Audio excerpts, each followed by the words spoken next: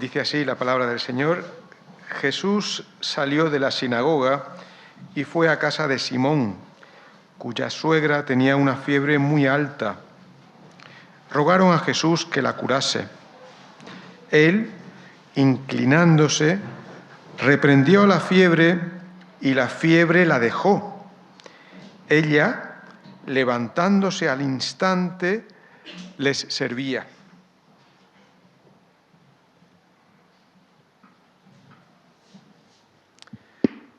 Hace un momento, José Luis, a la hora de empezar el tiempo de alabanza, pues estaba recordando la situación que estamos ahora mismo del maratón y la dificultad para aparcar, etcétera, ¿verdad? Nos gusta mucho en el culto, porque esto supongo que ya se ha dicho muchas veces aquí. El culto no es, digamos, un espectáculo en el que hay unos espectadores y aquí unas personas que están celebrando la función. El culto es un momento en el que todos le estamos dando a Dios una adoración, un momento especial. Es decir, aquí todos estamos participando, ¿no? Y un poco para tener conciencia no solamente de la presencia de Dios o de lo que estamos haciendo, lo mismo ocurre cuando vamos a acercarnos a la palabra de Dios, es ponernos en contexto.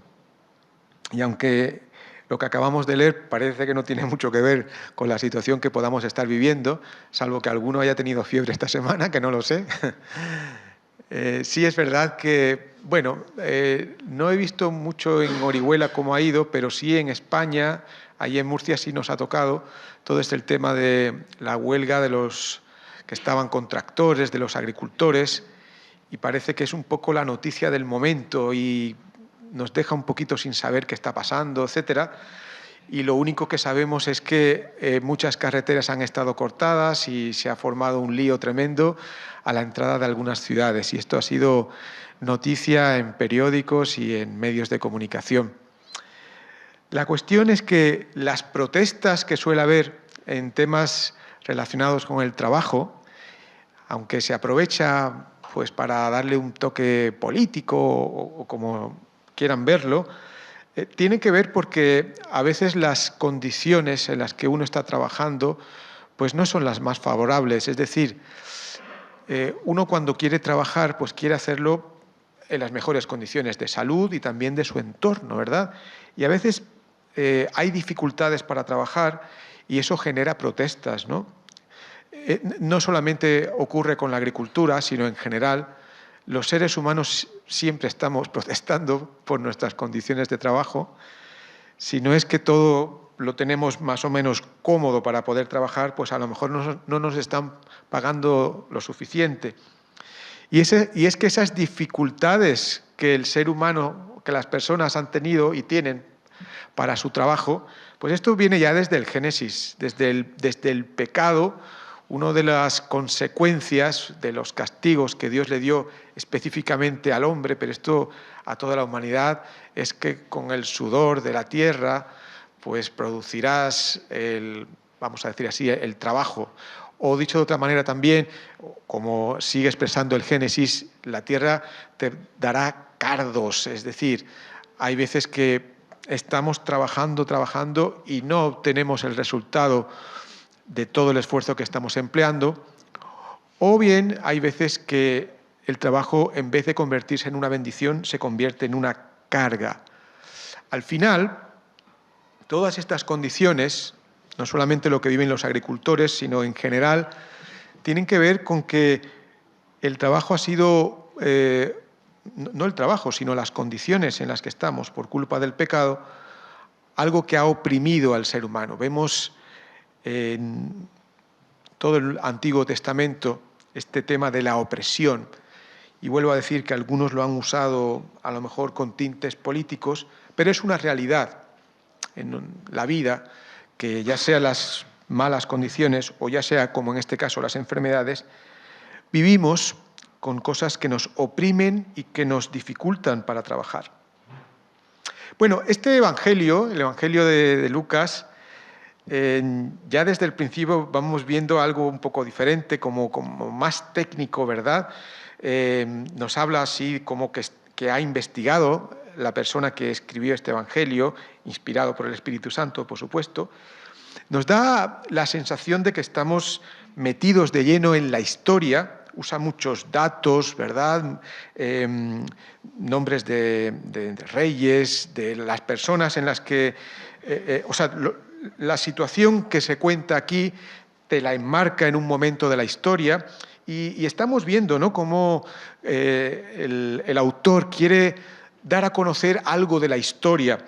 Pero la idea que quiere transmitir el autor de este Evangelio no es tanto que hay una historia de la humanidad, bien, esto se estudia, esa historia de la humanidad, y que de repente Dios ha intervenido en la historia porque esto es un desastre y menos mal que Dios ha intervenido.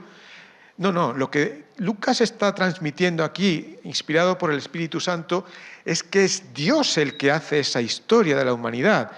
Y por tanto, no es cuestión de que estemos contando la historia y de repente metemos a Dios ahí, sino es que Dios está haciendo esta historia de una manera impresionante. Y como parte de este hacer historia de Dios, aparece precisamente Jesucristo en escena, que ya estaba, por supuesto, desde siempre ha estado ahí. Y queremos ver lo que hace Jesús, o qué es lo que quería hacer Jesús cuando vino a la tierra en forma humana, como hombre, 100% Dios, y esto lo vemos en el mismo capítulo 4, en el los versículos 18 y 19. Jesús llega a una sinagoga y va a dar un mensaje y da una declaración de intenciones. ¿A qué he venido yo? ¿Bien? Y usa un texto del Antiguo Testamento, algunos textos del Antiguo Testamento, y dice así, como lo podemos leer todos, capítulo 4, versículos 18 y 19.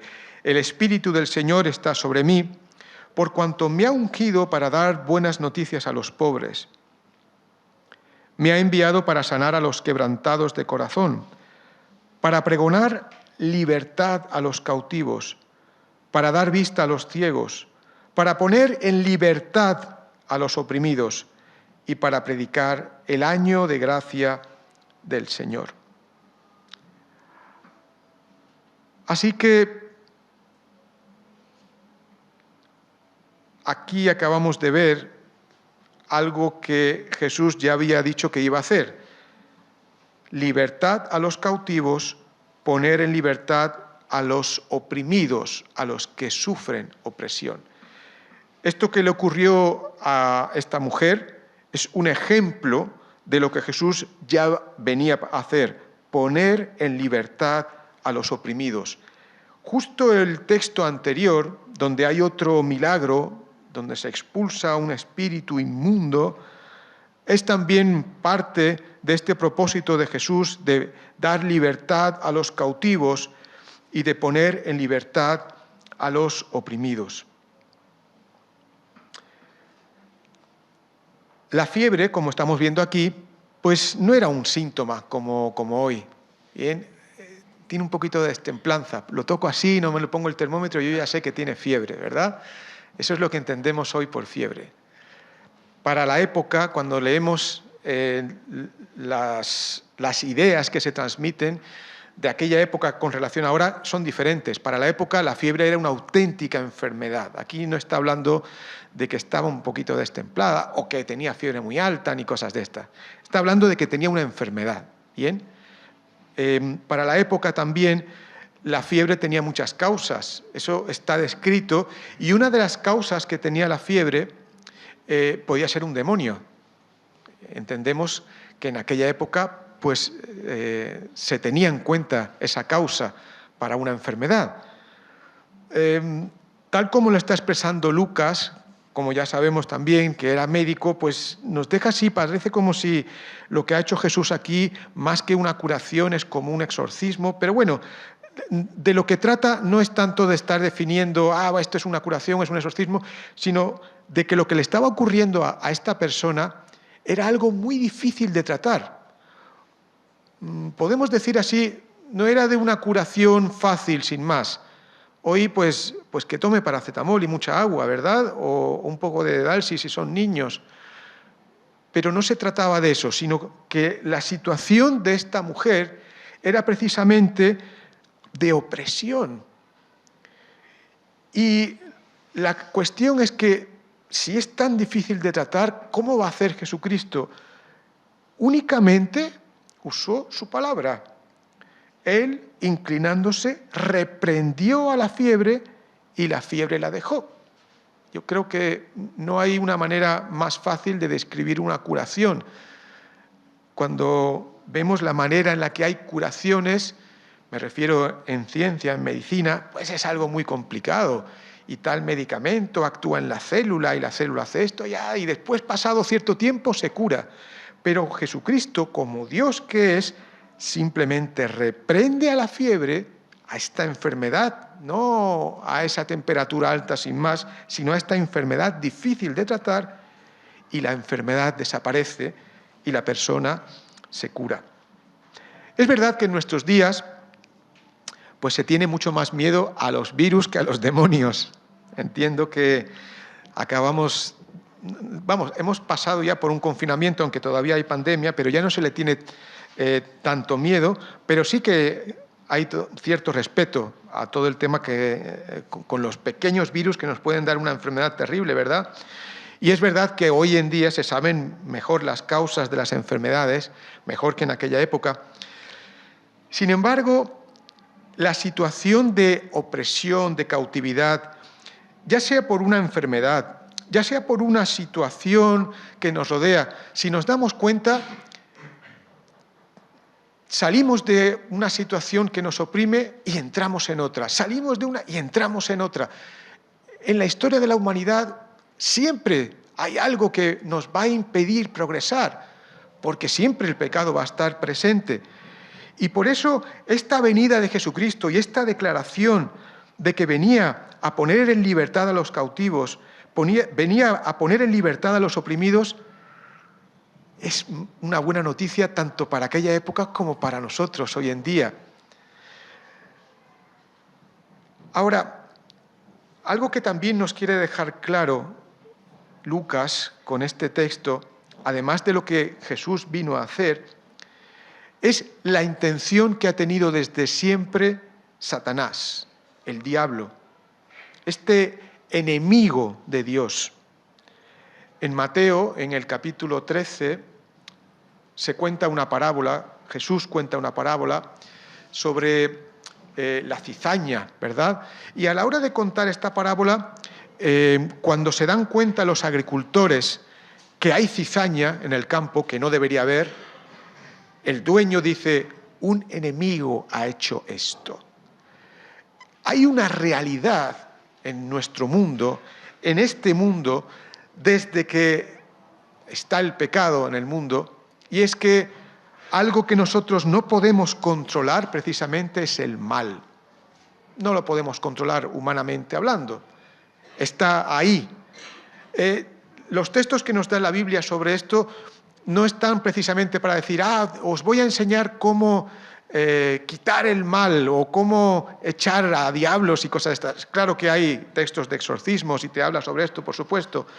Pero la idea, precisamente, es enseñarnos que es una dimensión, o es una realidad, mejor dicho, que oprime a todos los seres humanos y no nos deja, voy a hacer así, vivir o trabajar en condiciones. Precisamente la intención de Satanás siempre ha sido estropear la creación perfecta que hizo Dios.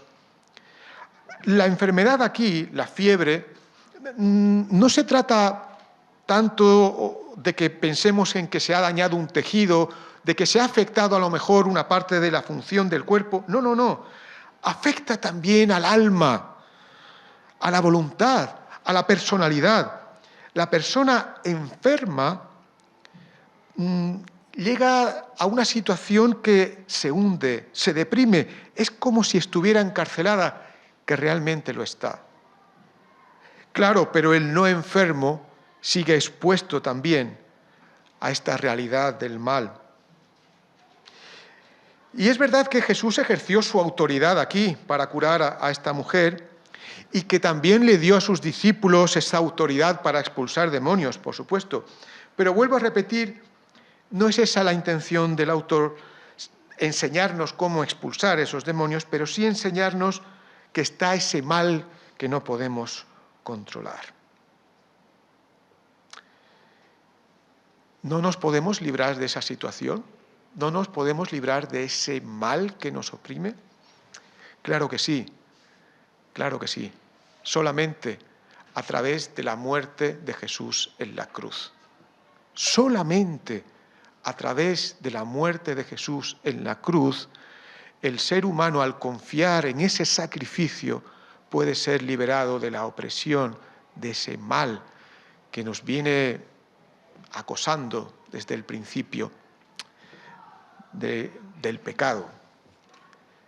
Si leemos en Colosenses, en el capítulo 2, en el versículo 15, Pablo dice, refiriéndose a Jesucristo, así despojó de poder a los principados y a las potestades, y en su séquito triunfal los exhibió en público para su vergüenza, tras triunfar sobre ellos en la cruz. Fue en la cruz donde Jesús terminó ya de una vez con la opresión de este mal. Claro, leyendo este texto nos podemos preguntar, a ver, una persona que está en un incendio, que está en un fuego, y viene, voy a decir así, Jesús a rescatarla, ¿lo normal no sería que Jesús quitara el fuego? Jesús parece que aquí lo que hace es quitar a la persona del fuego, pero ¿por qué deja el fuego ahí? En este momento, efectivamente, esta mujer fue curada y fue liberada de la opresión, por supuesto, pero el diablo seguía actuando y vemos que sigue actuando. Cuando Jesús totalmente dio esta libertad, es cuando murió en la cruz. Ahora sabemos que Él no quedó en la cruz, sino que está vivo. Y estamos esperando a su segunda venida, donde ya definitivamente acabará ese mal para siempre. Es una bendición que este pequeño texto nos hable de tantas cosas en relación a lo que nos rodea y a lo que Jesucristo ha hecho y lo que sigue haciendo en nuestra vida. Yo no sé si tú ya has entregado tu vida a Jesús, yo no sé si tú ya has puesto tu confianza total en Jesús, porque es la única manera de ser totalmente liberado de esta opresión que nadie puede controlar, que es la del diablo. No es una cosa así como si dijera por asustar o que hay una presencia que me da miedo o que se me ponen los pelos de punta. Es una realidad que está ahí sin más y que solamente Jesucristo puede quitar. Es importante confiar totalmente en Él. Dice en Hechos 4:12, en ningún otro hay salvación. O sea, es la única manera. Ahora, si ya has entregado tu vida a Cristo y por tanto ya estás libre de esa opresión, ya estás capacitado o capacitada para servir, para trabajar. En el versículo 39 dice, Él, inclinándose, reprendió a la fiebre y la fiebre la dejó. Respuesta de esta mujer, ella, levantándose al instante, les servía. Podemos a veces como creyentes poner excusas o ponernos dificultades o quejas para trabajar. Y cuando Jesucristo nos ha liberado de esa opresión, ya nos ha capacitado para poder servir. Esto que lo vemos así, nos puede dar un poco la impresión de que es como si fuera la letra pequeña, ¿verdad? Un momento, que Jesús me ha liberado y ahora encima también tengo que servir. No se trata de eso, no se trata de eso. Es que nosotros hemos sido hechos para eso y es una bendición poder servir a Dios. No sé, independientemente de lo que uno sepa hacer o que pueda hacer, imagínate que un día te llama pues una gran multinacional, no sé si Elon Musk o algún jugador famoso y te dice, quiero que trabajes para mí. Y tú dices, pues yo no sé hacer nada, pero da igual, de lo que sea, pero quiero que trabajes para mí. Pues tú encantado, claro. Es decir, que el Dios creador del universo quiera que yo trabaje para Él, eso es una bendición, eso no es letra pequeña, eso es, lo define la Biblia así, gracia, no merecemos eso. Y Él cuenta con nosotros y además nos capacita para poder hacerlo. Esta mujer, en el momento que se vio libre de esa opresión, al ver lo que había hecho Jesús en ella, al momento le servía.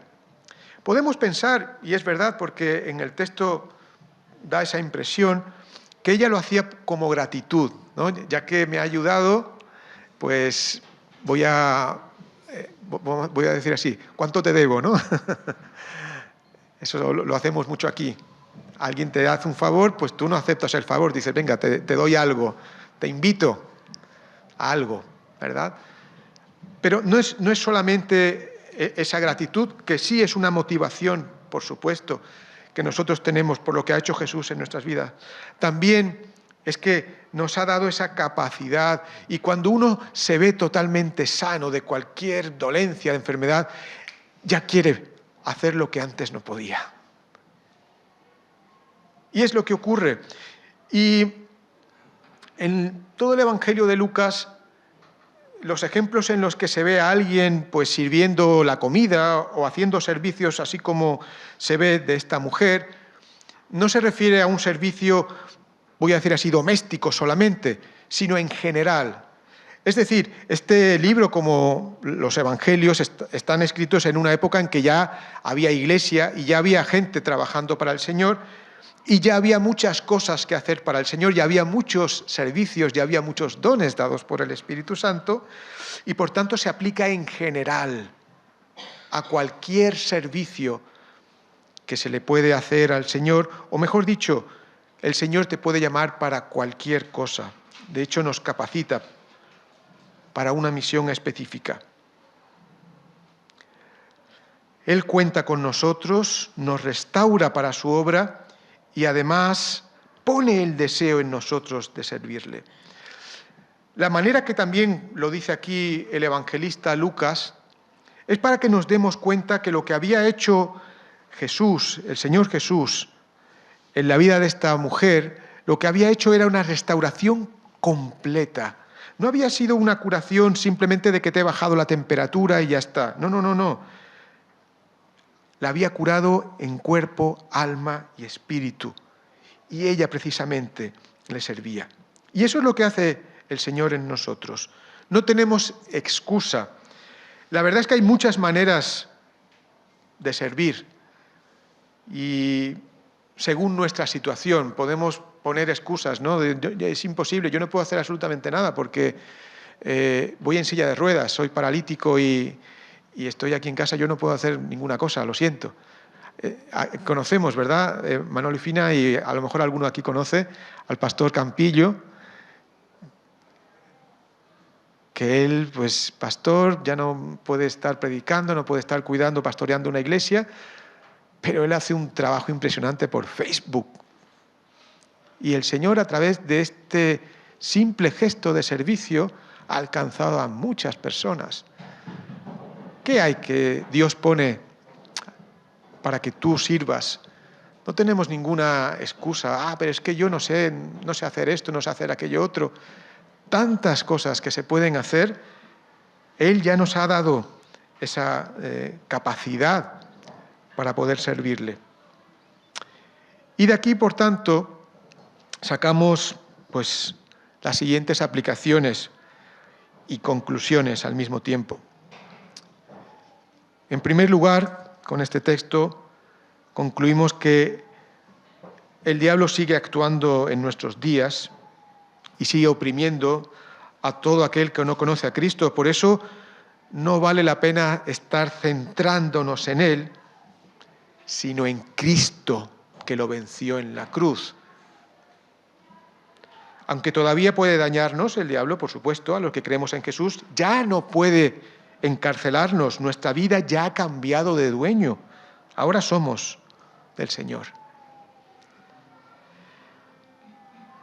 Jesús entró precisamente en la historia para restaurar nuestro servicio.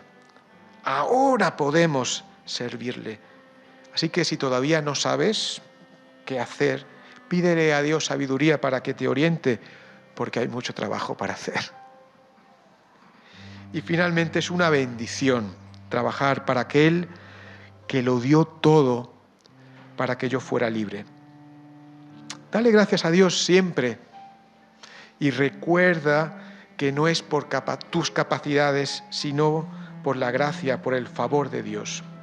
Porque, como dice también en Marcos capítulo 10, versículo 45, el Hijo del Hombre no vino para ser servido, sino para servir y dar su vida en rescate por muchos.